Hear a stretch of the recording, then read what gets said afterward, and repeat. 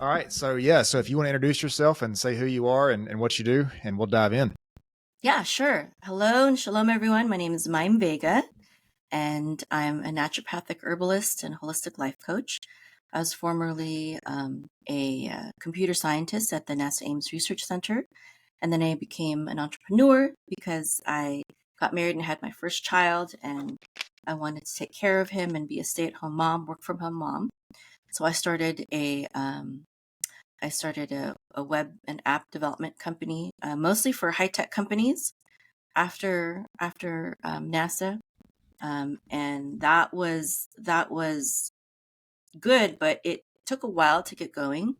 And then I had another child, and then I got really sick with really bad migraines, basically, and I had never had a headache before that time that I could remember. And I had given birth to two children naturally without any drugs or intervention or anything like that. And these migraines were worse than that. They were worse than childbirth. Hmm. And at first, it prevented me from taking care of my children properly. It prevented me from doing my business properly. And then at some point, it prevented me from being able to sleep. And when it got to that point, I asked my husband to rush me to the emergency room where they asked me a bunch of questions and ran a bunch of tests. And at first, the doctor thought that I had a brain tumor. But then they did a CT scan on me and they ruled out the brain tumor. And they said, well, you just have a really bad headache and we have no idea how to help you. So they're like, here's some Valium. Yep. Bye. And that wasn't my only bad experience with the modern medical system, but I had resolved that would be my last. And I took my health into my own hands. And I basically never went back to a conventional medical doctor ever again, not for Mm. myself or even for my family. And I studied nutrition, herbalism, holistic health, and I eventually learned the root causes of my issues, and I became certified in these various modalities: nutrition, herbalism, holistic health, and others. And I opened up Arukah.com in 2009, helping people to unleash their inner healer and heal themselves without the help of pharmaceutical drugs or doctors or anything like that. And then around the COVID days, I started my certification program where I train people. I have students who are doctors and nurses and nurse practitioners, but I also have people with no medical or health background learning from me, basically how to be independent of the modern medical system as much as possible. Mm.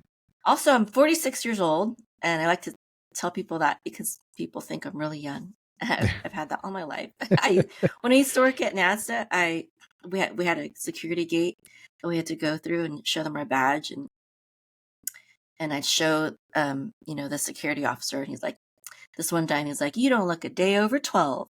He's like, come on in. I'm like, okay, thank Yeah. you. This episode is brought to you by Excel Coaching Academy. Hey guys, I'm really excited to let you know that I started a mindset coaching business. So what I want to do with this business is I want to help entrepreneurs, business owners, salespeople, leaders, and fitness enthusiasts or athletes develop the right mindset to increase revenue, improve business or performance, and overcome the challenges needed to become the best version of themselves. You can get more information about this by emailing info@excelcoaching.academy.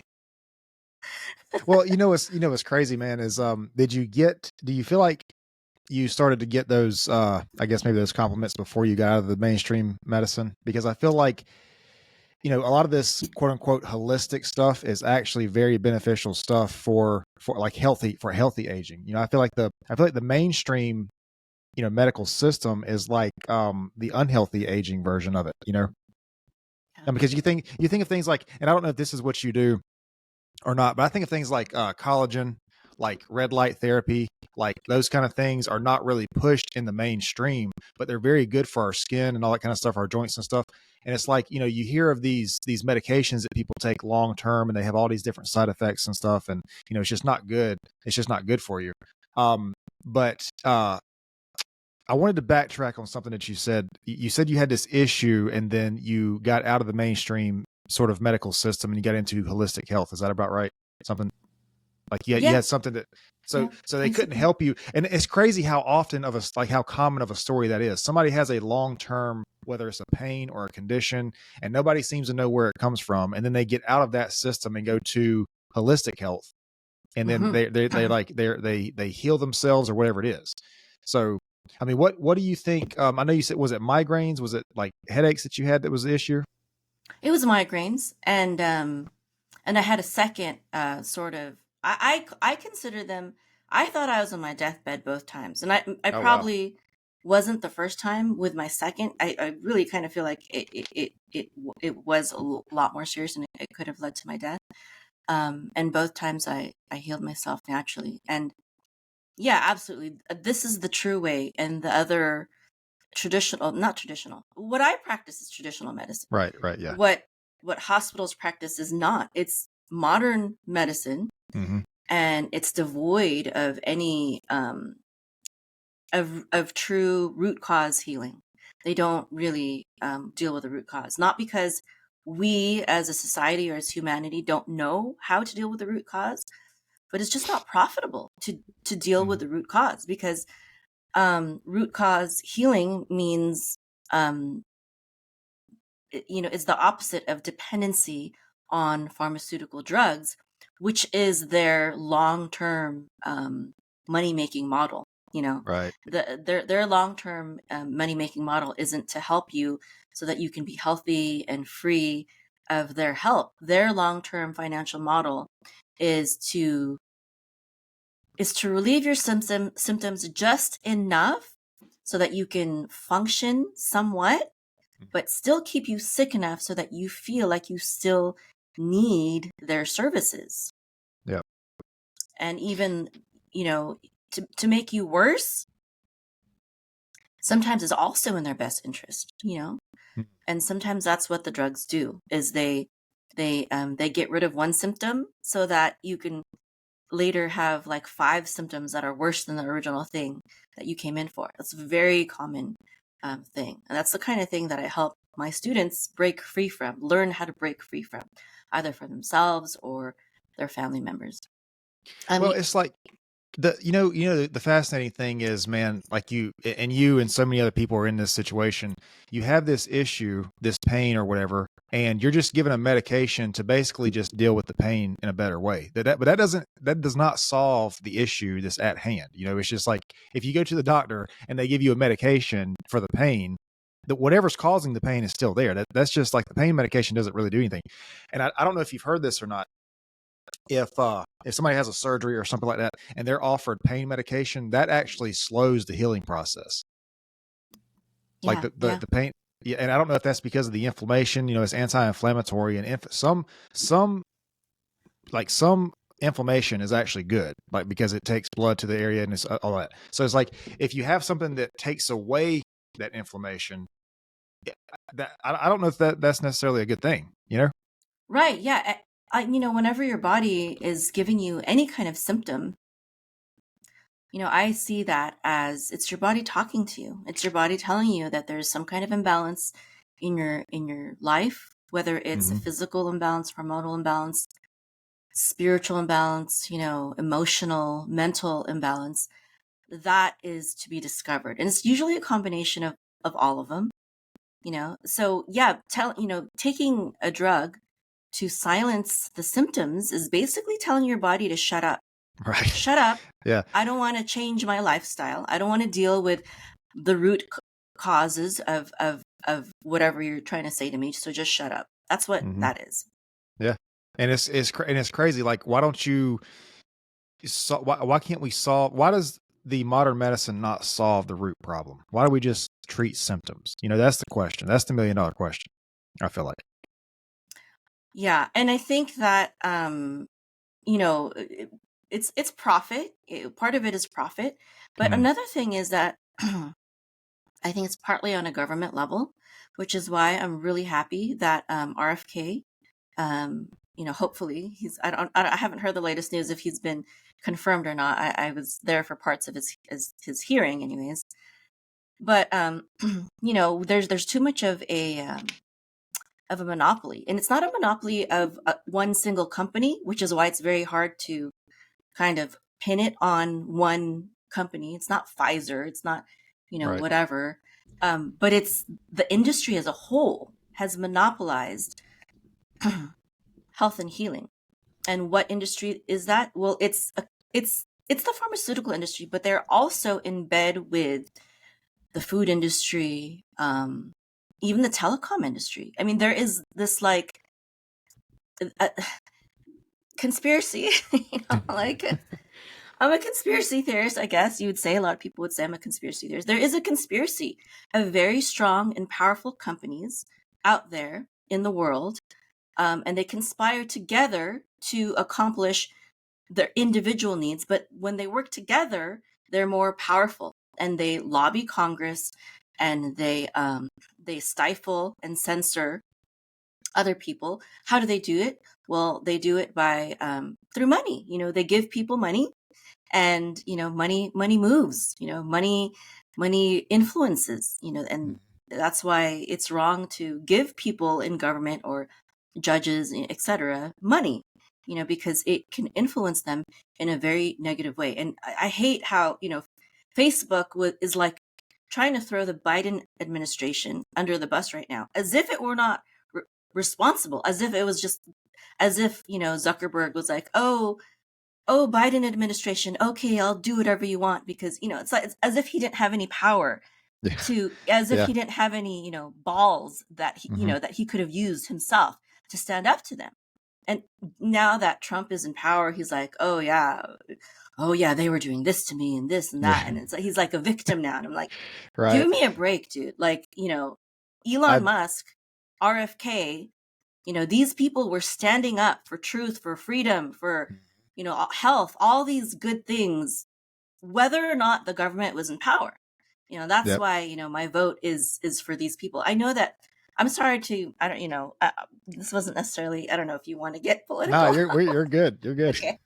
We didn't have a pre-talk about this, but anyways, it's ridiculous. And I believe in standing up for what's right and true, because it's right and true. And Right. the Bible, I'm a religious person. I'm an Orthodox Jew, and I'm a Hebrew teacher as well. And the Bible says that my people perish for lack of knowledge. And that's really, I think, the root cause of everything that's wrong with society today, is that we don't have knowledge. And so without the right knowledge, we can't make the right decisions. And Right. so a lot of people, they're making these decisions because they don't know any better, but the truth is being suppressed. So, I don't diagnose, treat, or prescribe diseases. I just empower people with knowledge, and then I support them as they carry out that knowledge themselves in their own lives with the right resources, with encouragement, etc., whatever it is. But this is, I think, the main key. People ask me, what's the key to health and healing? I think the knowledge is power. And you shall know the truth, and the truth shall set you free. That's a very common, knowing is half the battle. G.I. Joe, right? Like, that's the real key to get us to better health, to a better country, to a better world, etc. Yeah. So I want to comment on the Zuckerberg thing. I think that's 100% true, by the way. I think he's shifting sides. I just talked to somebody about this also, but and that person said the same thing that you said. Elon Musk, like we talk about Zuckerberg, and it's like, oh well, he was forced by the government, but then there's somebody like Elon Musk who's kind of in the same position, and he chose to do what we think is the right thing. I think, just to play devil's advocate here, I think Zuckerberg, it was a little bit different, because just about his entire employment base, had he come out, so like, this is what I think about this. Had Zuckerberg come out and said, like, okay, well, the government's telling me to censor COVID things, I'm not going to do that because I don't believe in that. You got to think about most of the employment that most of the people that work at Facebook probably would not have agreed with that. You know what I mean? Like, I feel like I almost, and I'm not trying to play I am trying to play devil's advocate, but I'm not trying to make an excuse, but I feel like it's almost like his hands were tied, because what if he would have done that, if he would have went against the government, and then like the people of Facebook, the actual employees of Facebook saw that and they're like, oh, well, I'm not going to work with this guy. Like he could have lost half of his, over half of his employees immediately. So I kind of understand where he's coming from. But at the same time, Elon Musk bought Twitter, fired 80% of people, and stood up for the truth. So it could have been done. It could have been done. But I 100% Yeah. So what think if first of all, I don't think they would have left him, because it was in the middle of COVID and people were starving for True. jobs. Yeah, that's true. So no, I disagree that they would have left him. Second of all, I disagree that that most of his workers were on that side. I think that America has proven that the majority of us don't want that, don't believe in that. We voted that no, we're against that. That's what the Trump administration stands for. And so I don't even think the majority was on his side. I mean, maybe because he was in the Bay Area, you might say that more people were on his side. But I think that I think that it's more about that side is more vocal, and they get more angry, and they're not as rational, and they can't have a normal conversation with people that disagree with them without shutting their ears like little babies. Yep. I think it was more about that, not that the majority of his people would have left, because they could have been replaced. It would have been hard, but you don't want a workforce that you're scared of. You don't want people working for you that don't agree with your values, etc. That doesn't make for a good company. I wouldn't want that. Well, but the reason that I think that they sort of supported this is because it happened. It like the government wanted them to censor this, and they did in fact censor it. And I feel like, I understand there's systems in place and it comes from the top down probably and all that. I get that, but it's like the people in the company went along with that. Like somebody could have stood up and said, no, this is not right. We're not going to do this. But them as a company, even though if Zuckerberg was the head of it, the company still did the thing as a whole, So I don't know. It was either that I feel like it was either that people supported that, or people were in the company and were like felt really guilty about what they were doing. I don't know. Probably both. I mean, who knows, but yeah, I think this whole thing about the censorship and the medical system, I guess you would say the government, because it seems like it is on a government level of just general health. It's like the current medical system is not like health based. It's like medicine based. And I mean, there's some medicines that do a great job, but most of it, man, like we said, what we're talking about, it doesn't fix the issue. Like we don't hear anything about sunlight. We don't hear anything about circadian biology, sleep, like we said earlier, red light therapy, actual supplements that can help you, like collagen, vitamins, although vitamins are even controversial now because of the source of the vitamin, like the source of where these things come from, I mean, even food, like it's not like you can just go have a high protein diet, because like, where does the food come from? Is it manufactured food? Like, is it GMO food? Like I don't know, man, everything's so mixed up. It's so mixed up. And yeah, it's hard to go back to where we were, several thousands of years ago, where everything was a lot more pure and unadulterated and things like that. But we have to do the best we can. And, there's people, I know there's this whole landscape, and you don't know who to listen to. And a lot of them disagree. A lot of them are experts, and you can find healing information from someone, and then they might, on a certain point or two or more, they might disagree with someone else who also has very important healing information. So I think, so, the things that, we teach at Arukah.com, I think that they should really be learned in like high school, college, middle school, even. I'm teaching a lot of I'm teaching my children a lot of the things that I teach my certification students, because it needs to be just common knowledge. I mean, they spend like 12 years, kindergarten through high school, and then more years in college, but they don't learn how to just the simple ABCs of how to be healthy. Like you said, sunlight, and not just collagen, but basically just eating the whole animal is really the key, right? And things like that. And so I just feel like it's again, like we have to be empowered with knowledge. And there is going to be dissenting voices, and that's okay. I think that we should remember that there's a Jewish saying that a wise man learns from everyone, and not to, just because you trust this person, don't think that 100% of what he says is true. And just because you don't like this person, that doesn't mean that nothing he says is true. And then also, one of the things that I do is I'm experimental. I'm like, okay, this person says, like when I had my second kind of life-threatening issue was severe hypothyroidism. And it was so severe that it was in Texas. I live here in Texas, and it was like 105, 106 degree weather outside, and inside it was hot still too. And I was freezing cold, and I started shaking and shivering, and it was like I was having a seizure, but I wasn't having a seizure. I was just freezing cold. And so I got into my winter down jacket, and I started sipping on hot tea, and I started sitting down outside in the hot 105 degree weather sun in order to warm me up. And I had to stay there for like an hour Wow. in order to stop shivering. So this was my condition when I was at my lowest points in severe hypothyroidism. And then after that was done, I just had massive migraine, and I basically had to stay in bed for a week until the migraines went away. Anyways, so I'm sorry, I forgot where I was going with that. But the cure to that was, for me, one of the main things was iodine. And with that, there were a lot of conflicting information.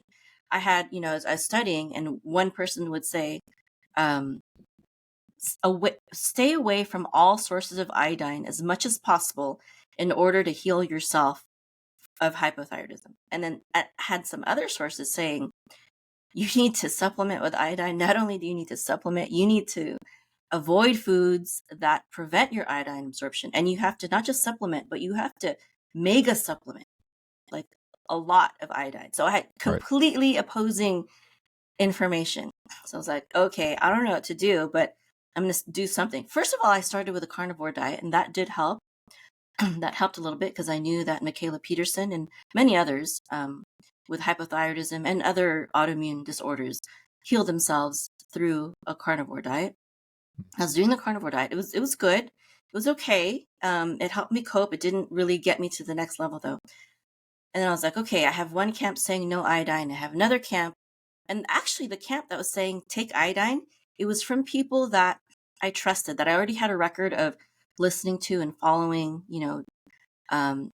saying that I should take iodine. And the people that didn't, that said stay away from iodine, it was like a so-called medical doctor who so-called specialized in hypothyroidism, and he wrote a book on that. I don't remember if it was a male or female. I don't even remember what the book was called. Anyway, so I started reading that book, and I was like, okay, am I going to go with this guy who specializes in hypothyroidism and tells me to avoid it, or am I going to go with these people who I've been following and listening to for a long time? And so I decided, okay, I'm going to try the iodine, but I'm just going to go with low doses so that if it is dangerous, I will catch it early. And so I started taking low dose iodine. And as soon as I took it, I took just my very first dose. It was like I got this thing called the iodine bing. And the way that not everyone gets it, but I guess I was so severely deficient in iodine that I got this feeling. And the only way I could describe it is kind of like, like imagine you've been like in a dark room or in a cave for like the whole day, let's say, maybe like several days. And all of a sudden someone turns on or, opens the lights, but it's like really like bright sun, like noonday.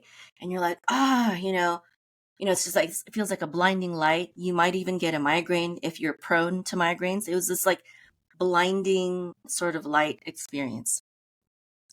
And and I got that. And I felt that, and I was like, whoa, I was like, this iodine it's like a blinding light to me. And I'm like, it made me mentally feel like I just received like a lot of clarity mentally, a lot of mental energy, but it also felt very overwhelming, And so I was like, okay, this works. I can feel in my body that I need this and it's good for me, but it was so strong that I kept it at a very low dose for a very long time.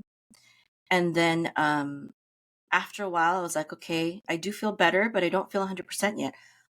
So then I started slowly increasing my iodine levels, and now I'm at like I'm really high in my iodine levels right now. And some people think it's very dangerous, but I feel excellent. And so with this, if anyone is interested in following, the iodine protocol that I'm doing right now, or learning more about it, they could get Dr. David Brownstein's book, either on thyroid or specifically his book on iodine, and you can learn about it. So I mean, it's just one example of misinformation out there. Try it. Is this person right or is this person right? Try it. And I know a lot of people say that it's dangerous, but so are the pharmaceutical alternatives. Those are also dangerous. I think they're thousands of times more dangerous actually than almost any supplement you can take. I can't think of a supplement, that is so dangerous that I would say, no, don't take that ever. I would say, maybe be careful, take a low dose, take it on a day where you don't have to do anything important. But I don't think there's not a supplement out there that I would ever tell anyone, no, do not ever take that. That's super dangerous. But there's a lot of drugs that I would say, yeah, I would never take that. I'm not even sure. Like, I've never heard of iodine before. I mean, I've heard of it, but not like taking it as a supplement or anything. What is it supposed to, like, what's the benefit? What's it supposed to do? Well, iodine powers, a lot of your body's functions, but especially your thyroid. Your thyroid really needs it. And your thyroid, it affects your hormones, it affects your energy levels, it affects your mental performance. I forgot what country, but there's a certain country who, when they learned about iodine, when the government officials learned about iodine, they started putting iodine in the water supply, in the public water supply. So they started putting water in the public water supply, something that actually helped their people hmm with better mental focus and things like that, instead of fluoride, which is the opposite for The our opposite. mental Yep. capacity, right? So they actually put iodine in their country's water, and they also did like a governmental propaganda campaign, like governments do, um, that was very pro iodine, to encourage their people to make sure they ate enough foods that had iodine, like fish and seaweed, mostly things like that. And to the point where it got to be where little kids, they were using it like to tease each other. They're like, instead of saying, "Oh, you're stupid," they'd say, "Oh, you're iodine deficient. You must be iodine deficient." So that was how they insulted each other, little children. That's crazy. I didn't know that. So yeah, fluoride is crazy, man. Just touching on that for a minute. There's a connection between IQ levels and fluoride in public water. Have Yeah, you heard about that? absolutely. We Yeah. stay well away from that, and my children are intelligent. Yeah. Let's just say that. Yeah. Yeah. I don't use fluoride toothpaste or any of that stuff, man. So do you know there's an app that you can get for your phone talking about food and beauty products and stuff? There's an app, I think it's called Yuka, Yuka. And so you can scan the barcode of your food or whatever, and it'll tell you if there's any additives in there, any, risk factors, whatever. This will be like the third time I'm talking about this on this podcast, but there was a study that was done for like one of the yellow dyes where it made Mm. the stomach of the mice transparent. Have you heard about that? It was No, actually I in didn't hear Texas, that. to be honest. It was actually Okay. University of Texas at Dallas, I think it was. So anyway, they did a study on this whatever this dye was. It made the stomach of the mice transparent. Yeah, Mm. for temporary, and it's like that kind of stuff is in our food. You know what I mean? Like Yeah. the dyes, and all these chemicals and stuff. But Yuka is great. That app, you can scan. I think you can scan most products like shampoos and stuff, but then it also does food. It does some supplements. Like I drink the Element salt packets, the hydration packets. Those are pretty clean apparently. But yeah, man, it's that stuff is everywhere. To go back to iodine. So this, you started supplementing with this, and is that what stopped the migraine also? Like, is that what kind of healed that part? Um, it was partly that. It was partly the carnivore diet and also the iodine. Now, the main thing that I would attribute iodine to is mental clarity and energy levels. So I did the Okay. carnivore diet, and I think that over time it was enough to heal me of my migraines when I had hypothyroidism. But even though my migraines went away and I could function, I still had very low energy levels. Like, for example, when I went to the grocery store, I couldn't last. I couldn't walk around the grocery store without Hmm. like just feeling extremely tired. And I started, those carts where you can sit down and like kind of, roll around in an electric cart in the grocery store. I Right. had to Yeah. use those carts Oh in wow. order to go grocery shopping, whether it was at a small Trader Joe's or a big gigantic Costco. I had to use these carts. So my energy levels were just crazy. I'd always have to take naps and sleep early, and I'd get really cranky, and just my energy levels were crazy. And also I started becoming a lot more forgetful, just Hmm. not remembering certain details and things like that. And iodine, I think I would attribute iodine to helping me with those two things in specific. Not necessarily the migraines. The migraines, I think the carnivore diet really helped me with that. And just now, just making sure that I get enough protein, especially from red meat or eggs, I think that really helps me with migraines and headaches and things. But when it comes to energy and mental focus and clarity, the iodine was just amazing. And it's interesting.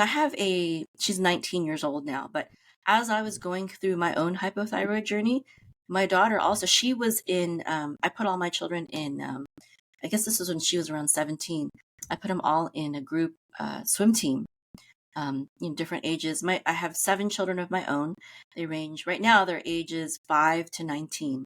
So I guess 2 years ago when I put them all in swim team. Hmm. And my oldest daughter, after swim team was over, she became extremely fatigued, just tired all the time. She's like, "There's something wrong with me," and she knew. And I was battling hypothyroidism, and she was like, "Can I take some of the things that you're taking?" Because she felt like maybe it maybe possibly a thyroid disorder for her too. And so she started taking I was taking these thyroid pills, which had the iodine, and then when I started doing greater iodine supplementation, she started doing that as well. And then she actually went did higher doses kind of quicker than I did. And I was like, well, if she can take higher doses, I can take higher doses, and I probably should take higher doses because I'm bigger than her, I weigh more, and stuff like that. And it helped her too. And she was like, yeah, maybe I guess I have hypothyroidism too. And then looking back to, my high school, college days, I remember dealing with, fatigue, and just, low energy oftentimes. So I'm thinking now that hypothyroidism just kind of runs in our family, that we're prone to it. And, that iodine, and also, I'm Filipino. So I come from a place where we eat lots of fish. That's one of the staples in our diet. And it's an island, we're surrounded by the ocean. And so I'm thinking, here being in America, we're not eating our native diet. So thinking possibly that's partly why, me and her, and I don't know about my other children later, why we are so severely iodine deficient, apparently, And so when we start taking high doses of iodine, we feel better. Our mind and our energy just feels better.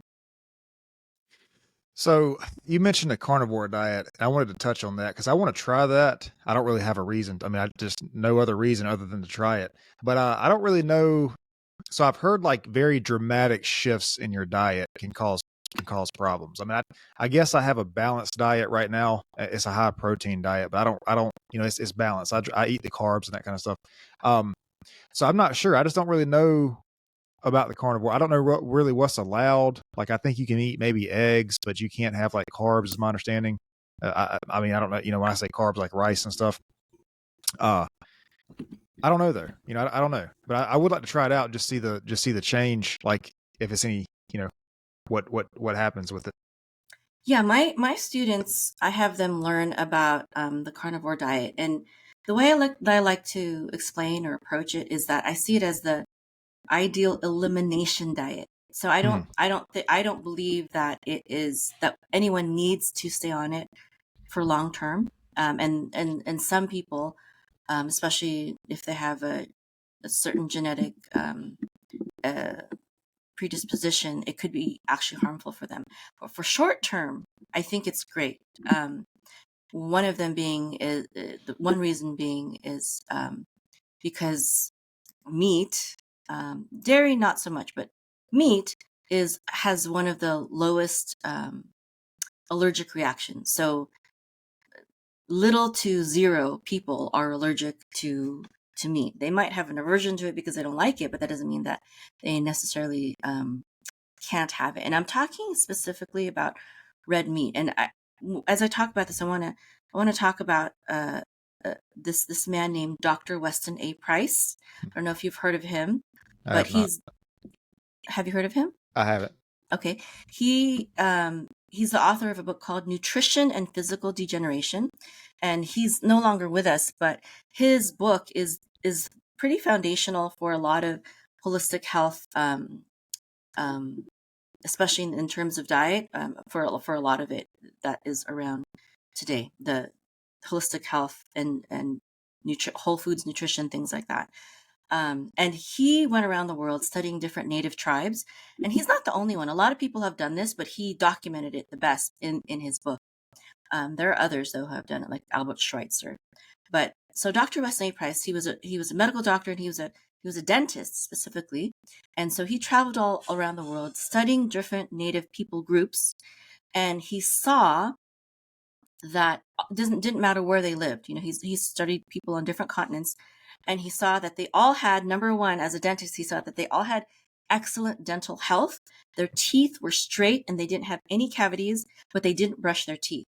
He also saw that they didn't have any of the diseases that we have in our Western world, anywhere, everywhere, anything from chronic diseases such as, heart disease, cancer, diabetes, etc., even to more common things like, eczema, acne, back pain, things that aren't really killers, but they're common problems in our Western world. They didn't have any of it.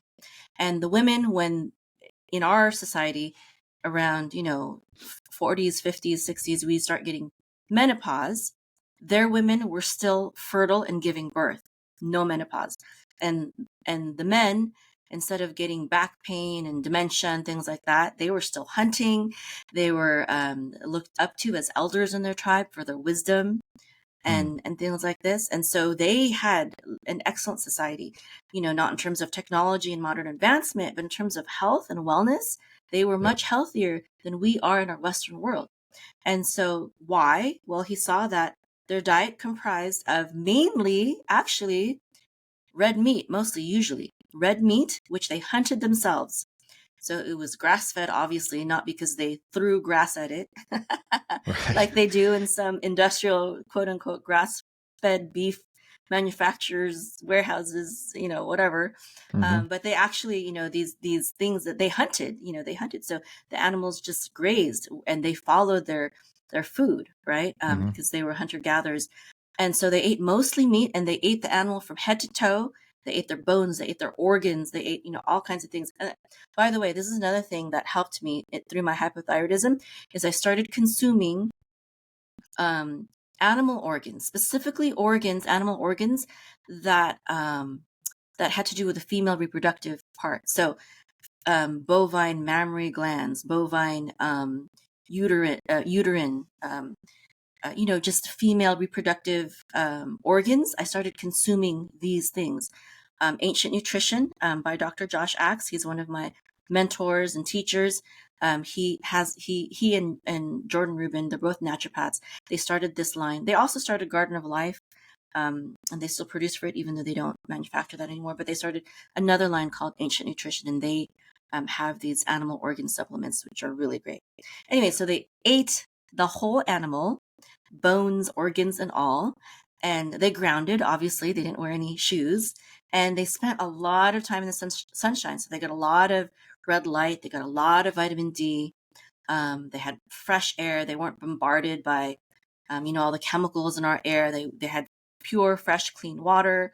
And they didn't have the EMFs that we're constantly bombarded with today as well. They just had a pristine environment. And they did eat fruits and vegetables, but minimally, and in season when they found it. They foraged. They didn't eat a lot of carbs or sugar, although they did eat honey, when they found it, or if they found some sweet fruit in season, they would eat it.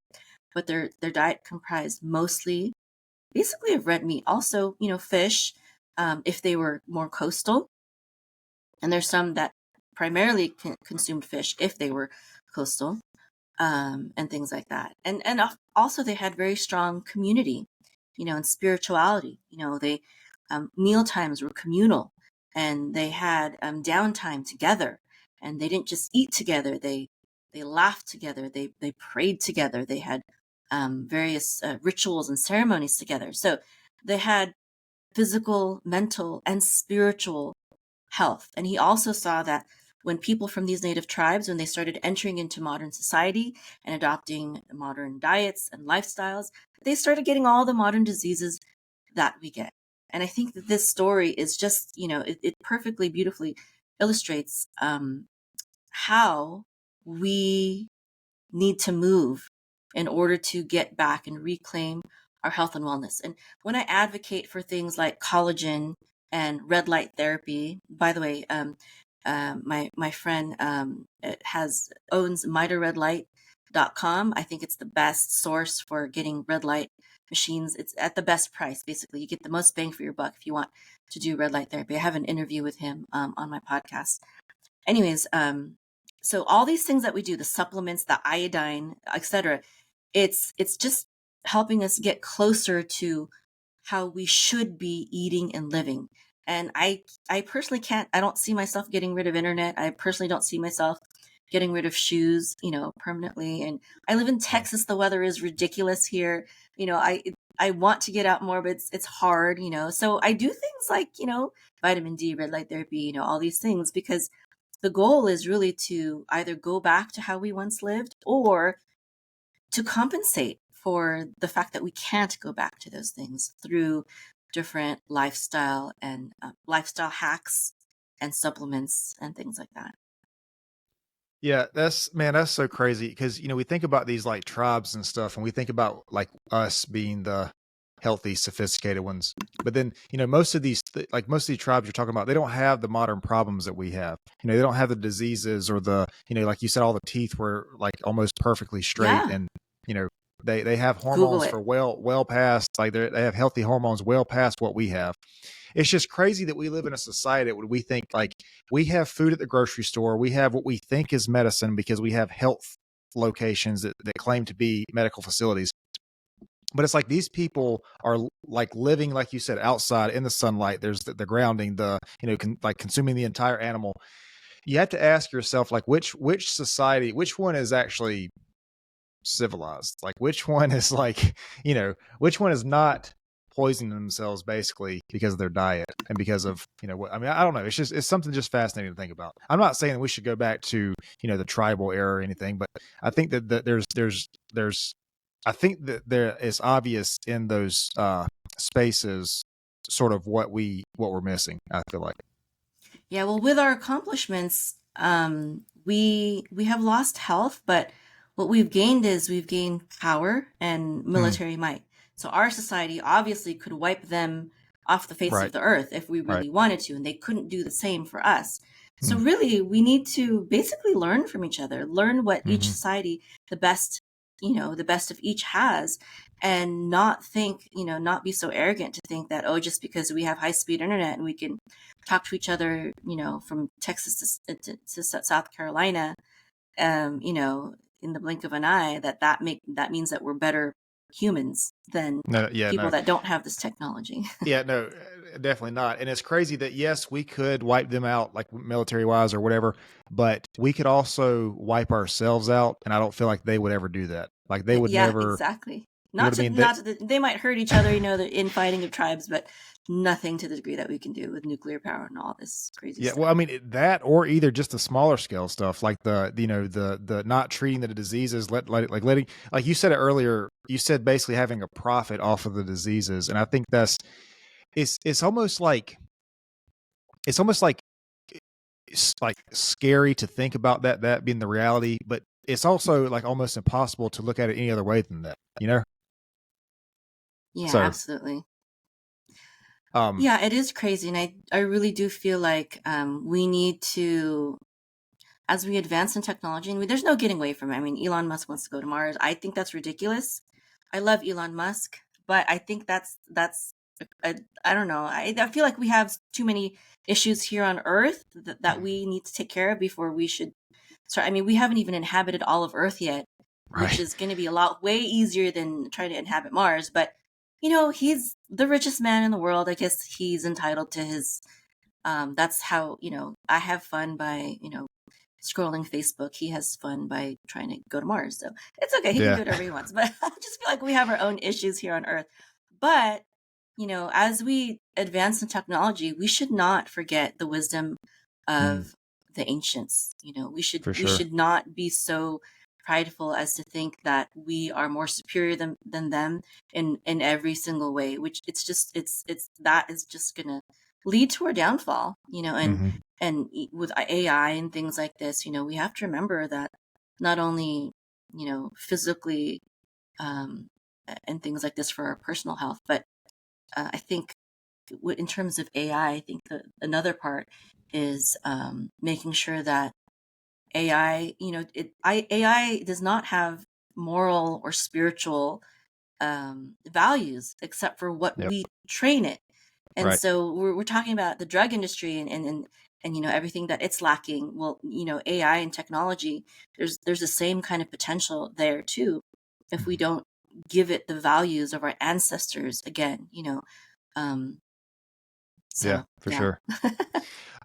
Listen, man, I know you got a guide here. What do you have social media or website or anything?